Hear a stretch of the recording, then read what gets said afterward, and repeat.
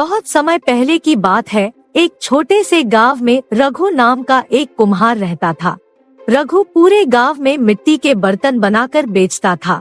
फिर एक दिन, हे भगवान, सुबह के 7 बजने को है और अभी तक इनकी आंखें नहीं खुली है।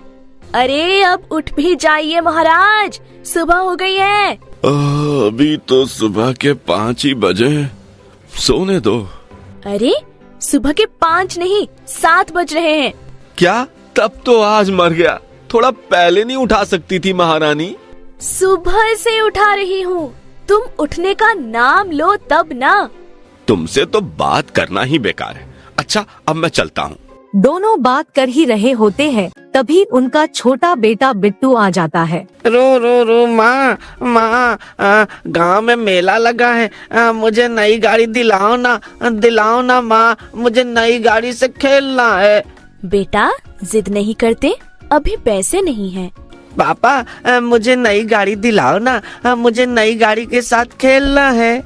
बेटा अभी तो मेरे पास पैसे नहीं है, शाम तक देखता हूँ। ऐसा कहकर रघु मिट्टी के बर्तन लेकर गांव की तरफ रवाना हो जाता है। मिट्टी के बर्तन ले लो, मिट्टी के बर्तन, मिट्टी के बर्तन ले लो, मजबूत मिट्टी के बर्तन। कोई नहीं खरीदेगा तेरे मिट्टी के बर्तन, बेवकूफ। आजकल लोग स्टील के बर्तन खरीदते हैं, ना कि मिट्टी के। भैया आप अपने स्टील के बर्तन बेचो ना, क्यों मेरी गरीबी का मजाक बना रहे हो? हाँ तो बेच ही रहा हूँ, और तेरे से अच्छा पैसा भी कमा रहा हूँ। अरे मदन भैया, आओ ना कुछ खरीद लो, आपके लिए सस्ता लगा दूंगा। अगर तू मुझे फ्री में भी देगा तब भी नहीं लूंगा, वैसे भी मेरे घर में स्टील के बर्तनों में खाना बनता है। सुबह से शाम हो जाती है, रघु के मिट्टी के बर्तन कोई नहीं खरीदता। आज भी 1 रुपए की कमाई नहीं हुई। समझ में नहीं आ रहा है क्या करूं। अगर ऐसे ही चलता रहा तो मेरा परिवार तो भूखा ही मर जाएगा। रघु उदास होकर घर चला जाता है। माँ देखो पापा आ गए, लेकिन मेरा खिलौना कहाँ है? माफ करना बेटा, आज 1 भी रुपए की कमाई नहीं हुई। ये तो बहुत बुरा हुआ। अगर ऐसे ही चलता रहा तो हम लोग भूखे मर जाएंगे। तुम चिंता मत करो, मैं ऐसी नौबत नहीं आने दूंगा। ऐसा कहकर रघु सोने चला जाता है। अगला दिन, अरे आज आप इतनी जल्दी उठ गए? हाँ, आज से तो मैं अमृत काका के खेतों में काम करूंगा। मैंने उनसे बात कर ली है।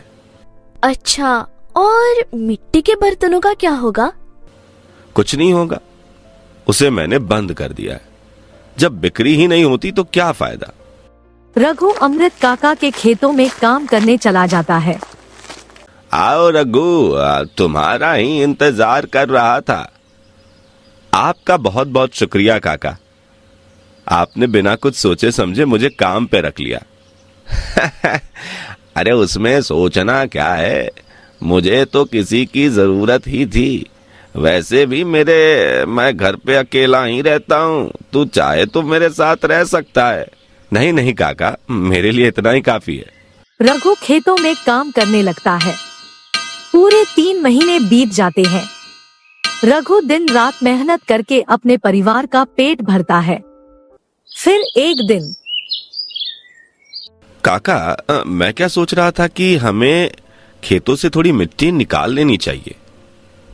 ऐसा क्यों रघु? क्योंकि काका ये खेत काफी ऊंचे हैं, जिसकी वजह से इनमें पानी नहीं रुकता। अगर हम खेतों से थोड़ी मिट्टी बाहर निकाल देंगे तो खेतों में पानी रुकने लगेगा और फसल अच्छी होगी। अगर ऐसा है तो निकाल दे थोड़ी मिट्टी, वैसे भी खेत तो तेरे ही हैं, जो करना है वो कर। अरे काका, ये तो आपका बड़प्पन है। रघु खेतों से थोड़ी मिट्टी निकाल देता है। रघु, ये मिट्टी काफी चमक रही है। हाँ काका, देखने में काफी सुंदर लग रही है।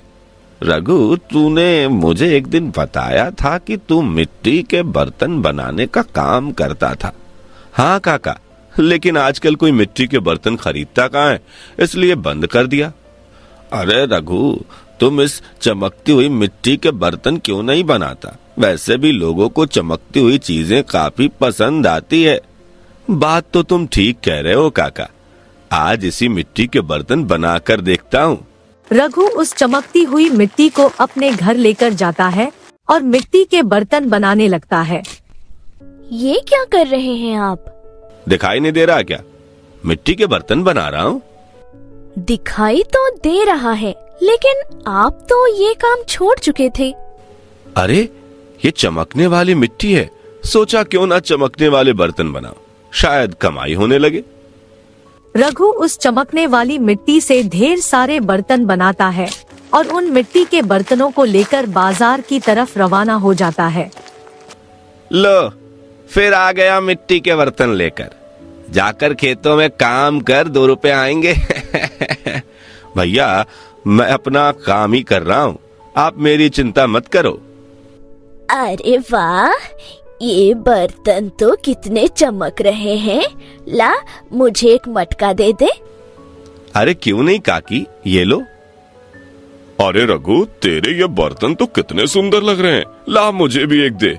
ये लो भैया। देखते ही देखते रघु की दुकान पर भीड़ इकट्ठी हो जाती है और कुछ ही समय में रघु के सारे बर्तन बिक जाते हैं। अरे वाह, आज तो मेरे सारे बर्तन बिक गए, आज तो मजा ही आ गया। इस दिन के बाद रघु रोज उस चमकने वाली मिट्टी से बर्तन बनाने लगता है और उन्हें अच्छे दामों पर बेच देता है। कुछ ही दिनों में रघु गांव का सबसे बड़ा व्यापारी बन जाता है और अपना जीवन हंसी खुशी बिताने लगता है। स्टोरी अच्छी लगी हो तो स्टोरी को लाइक करके चैनल को सब्सक्राइब कर लें और साथ ही बेल आइकन को भी दबा लें ताकि हमारी स्टोरी सबसे पहले आप तक पहुंच सके।